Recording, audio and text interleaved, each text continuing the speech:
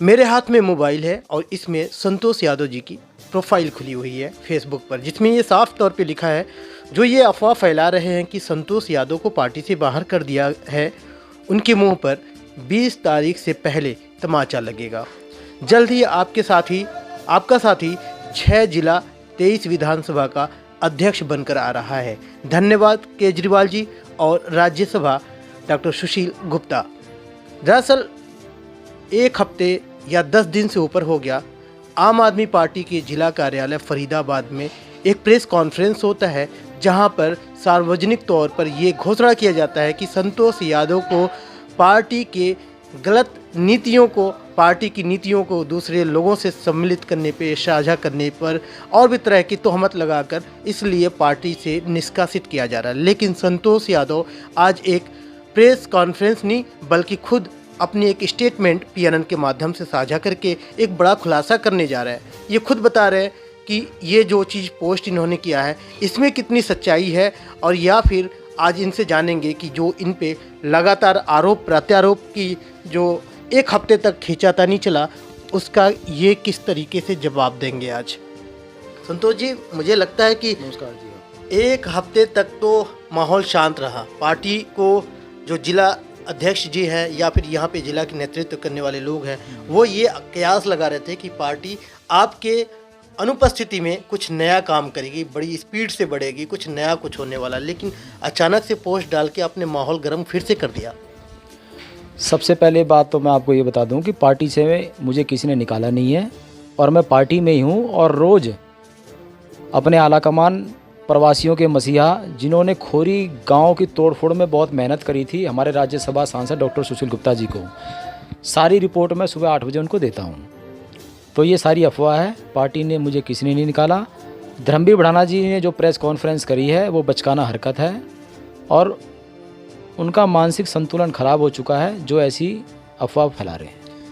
एक बड़े मंच से जिला कार्यालय से इस तरीके से घोषणा करना कि आपकी अलग पार्टियों से संबंध है, या फिर पार्टी के खिलाफ बगावत आप कर रहे हैं, या फिर कुछ तोहमत ये भी लगा कि आपने समाज को गाली दिया है, या सोशल मीडिया का एक सहारा लेके अनाप शनाप बकते रहते हैं, तो इस तरीके की बयानबाजी से उन्होंने अपनी स्टेटमेंट दिया कि इस कारण से आपको निकाला गया।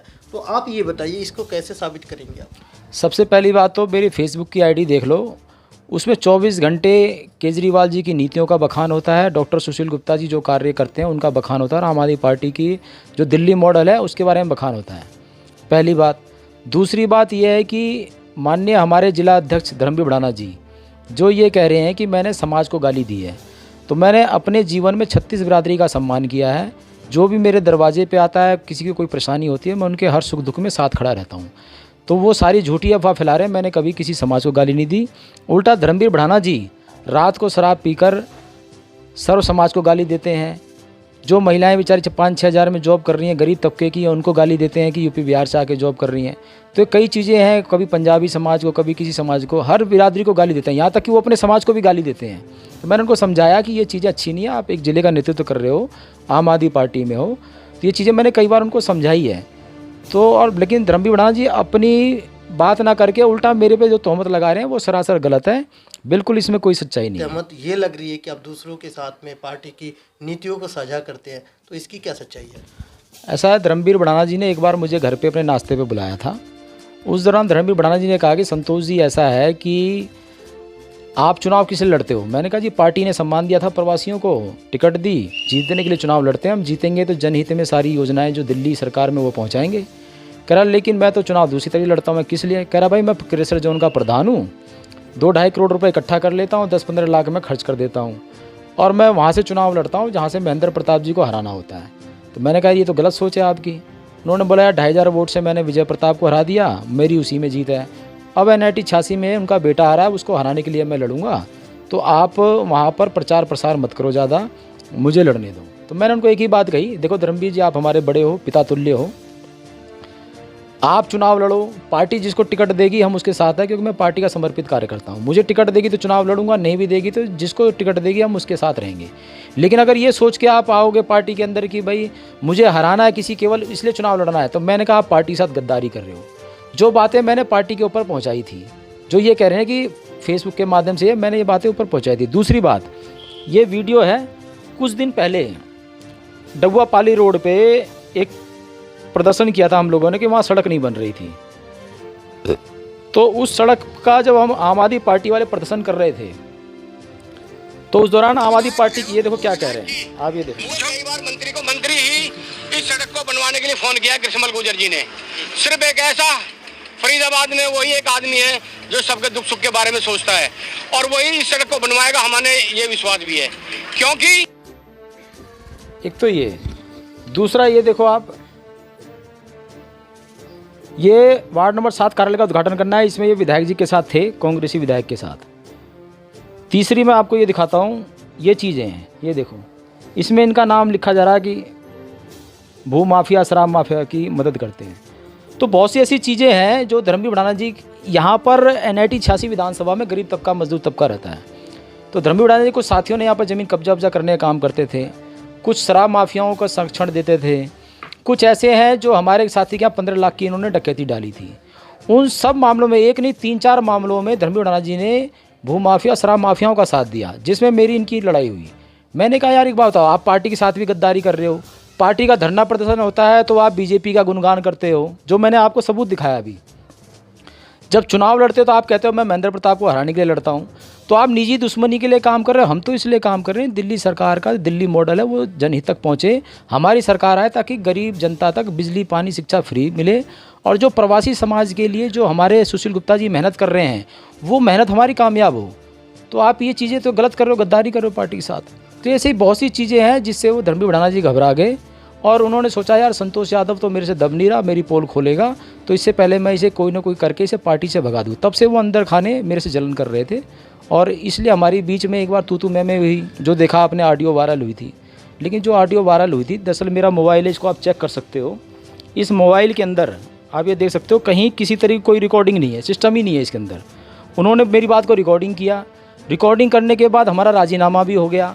उसके बावजूद भी उन्होंने इस बात को फैलाया चारों तरफ कि ताकि संतोष यादव के खिलाफ मैं ऊपर बयानबाजी कर दूं कि संतोष यादव ने ऑडियो वायरल करी है, जबकि मैंने कोई ऑडियो वायरल नहीं करी। ये ऑडियो धर्मवीर भड़ाना जी ने वायरल करी, वो गलत है।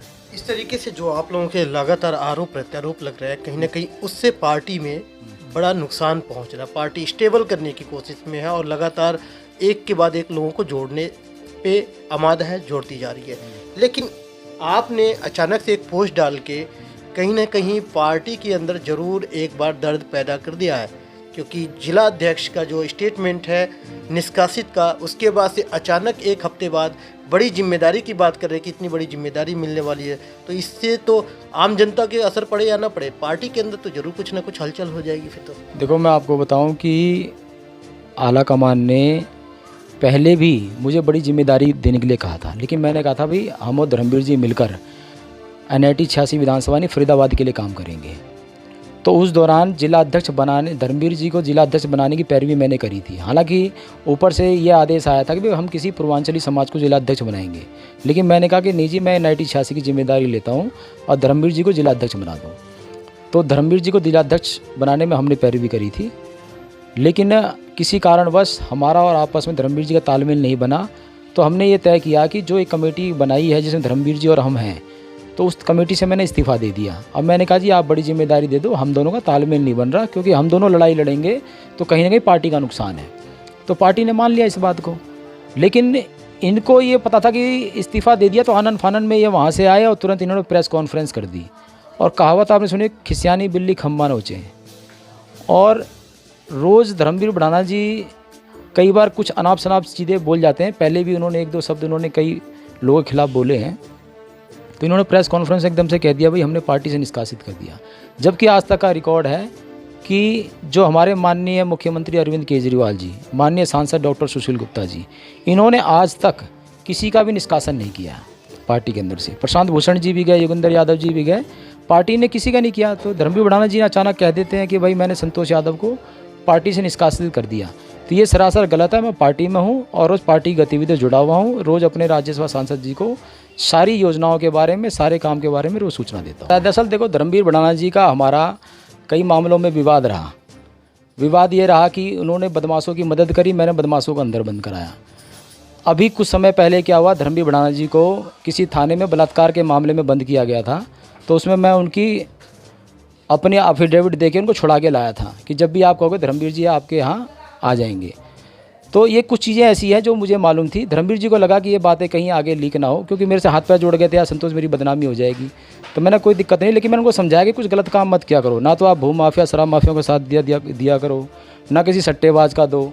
और जब आप ऐसे गलत काम करोगे तो पार्टी के अंदर आपकी छवि खराब होगी। अब आप बुजुर्ग हो चुके हो और ज़रा समझ के चला करो।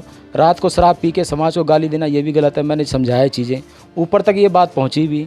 तो कई चीज़ें ऐसी हैं जो धर्मवीर जी को मेरा समझाना गलत लगा। उनको ये लग गया कि यार ये बाहर से आके मेरे को आज्ञा दे रहा है, संदेश दे रहा है, जबकि मैंने एक पिता के समान इनकी सम्मान किया था और जो भी ये आदेश देते सो ये मानता था। संतोष यादव जी, तकरीबन एक हफ्ता जब निष्कासित का एक स्टेटमेंट जारी होता है, उसके बाद से आप कहीं ना कहीं अंदर से जो भी कर रहे हो लेकिन शांत है। पार्टी की गतिविधियों में आपका देखना वैसे कम था, लेकिन जनता 20 तारीख को जिसके लिए आपने पोस्ट डाल के बाकायदा खुलासा कर रहे हैं, तो इसको कैसे देखें? 20 तारीख को क्या कुछ नया होने वाला है? देखो, राज्यसभा सांसद डॉक्टर सुशील गुप्ता जी प्रवासियों के मसीहा हैं।